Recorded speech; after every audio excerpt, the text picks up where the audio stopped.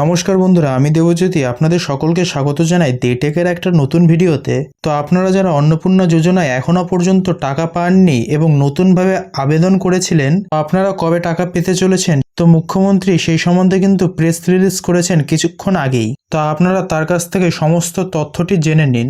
আমাদের যারা যোগ্য বিবেচিত হয়েছেন তাদের বয়স 25 থেকে 60 বছরের মধ্যে হতে হবে, আগেই বলা আছে।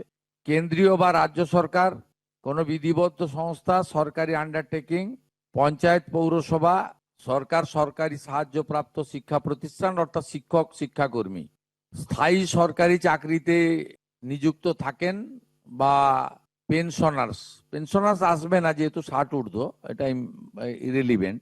এরা এই বেনিফিটের মধ্যে পড়ছেন না। তাছাড়া যারা আয়কর প্রদান করেন, অর্থাৎ এখন আয়করের ঊর্ধ্ব সীমা হচ্ছে 12 লক্ষ টাকা বছরে। 12 লক্ষ টাকা পেরিয়ে গেলে আয়কর দিতে হয়। যে পরিবার আয়কর দেন, অর্থাৎ যার বাৎসরিক আয় 12 লক্ষ টাকা, সেই পরিবার এই কর্মসূচি অন্তর্ভুক্ত হওয়ার সুযোগ পাবেন না।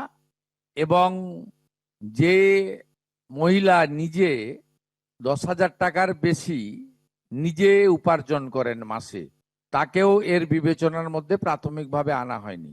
কিন্তু এক্ষেত্রে যারা ক্যাজুয়াল কন্ট্রাকচুয়াল, মানে বাড়ির পুরুষ মানুষরা, তাদের বাড়ির পরিবারের স্ত্রী বা অন্যরা বিবেচিত হবেন।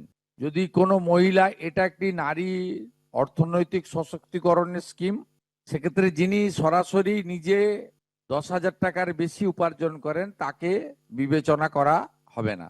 25 থেকে 60-এর মধ্যে যারা 3,000 টাকার কম ভাতা পান, ধরুন উইডো পেনশন 1,500 টাকা এই মাস থেকে হয়েছে, গত মাস পর্যন্ত ছিল 1,000 টাকা, তাদেরকে হায়ারটা দেওয়া হচ্ছে, 3,000 টাকাটাই দেওয়া হচ্ছে অন্নপূর্ণা যোজনাতে। এই ধরনের যত স্কিম 25 থেকে 60 মহিলাদের রয়েছে, যারা 3,000 টাকার কম পান বিভিন্ন ভাতা, তাদেরকে 3,000 টাকার অন্নপূর্ণা যোজনার ভাতাটাই দেওয়া হচ্ছে। এক্ষেত্রে দুটি ক্ষেত্রে আমরা শিথিল করছি। একটা হচ্ছে দিব্যাঙ্গ ভাতা যারা পান, তারা দুটো ভাতাই পাবেন। তারা দিব্যাঙ্গ ভাতা যেটা আগস্ট মাস থেকে 1,500 হয়ে যাবে, সেটাও পাবেন। অন্নপূর্ণা যোজনা 3,000ও পাবেন, শুধুমাত্র ফিজিক্যালি চ্যালেঞ্জদের ক্ষেত্রে আর পিএম কিষাণ সম্মান নিধির ক্ষেত্রে। এই দুটি ক্ষেত্রে আমরা এটাকে শিথিল রাখছি। এছাড়াও এর আগে যেটা অনেক মহিলার নাম বাদ চলে গেছিল, 3 কক্ষ বিশিষ্ট বাড়ি, এটা গ্রামের ক্ষেত্রে এক্সাম্পট করে দেওয়া হয়েছে। গ্রামের ক্ষেত্রে কোনো বাড়ির সংখ্যা রাখা হয়নি, শিথিল করে দেওয়া হয়েছে। অর্থাৎ গ্রামীণ এলাকার মহিলারা এবারে আরো বেশি সংখ্যায় সুযোগ পাবেন।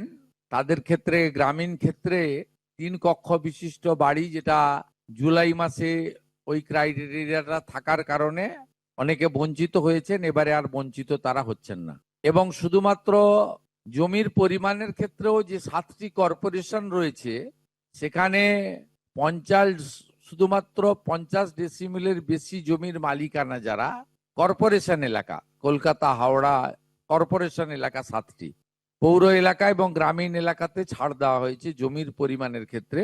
এর ফলেও আরো অধিক সংখ্যক মহিলা, গ্রামীণ মহিলারা বিশেষ করে, এবারে আপনার অর্থ পাওয়ার ক্ষেত্রে সুযোগ পাবেন।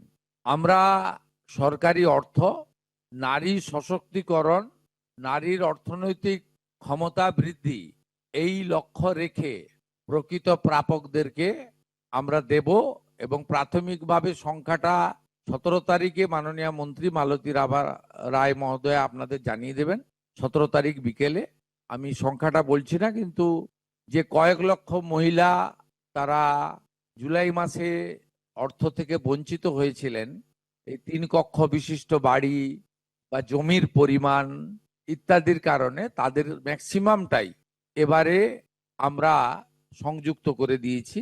তাই আমি বিশ্বাস করি যে আগস্ট মাসে প্রদেয় অর্থে 100% না হলেও 99% প্রকৃত প্রাপকদের হাতে আমরা পৌঁছে দিতে পারবো।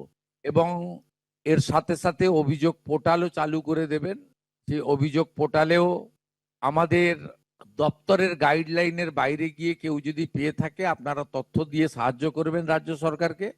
আর এই গাইডলাইনের মধ্যে থাকা কোনো দিদি বা বোন যদি বঞ্চিত হন তিনিও আপনারা আবেদন করবেন এবং এটা কন্টিনিউয়াস প্রসেসের মধ্যে থাকবে।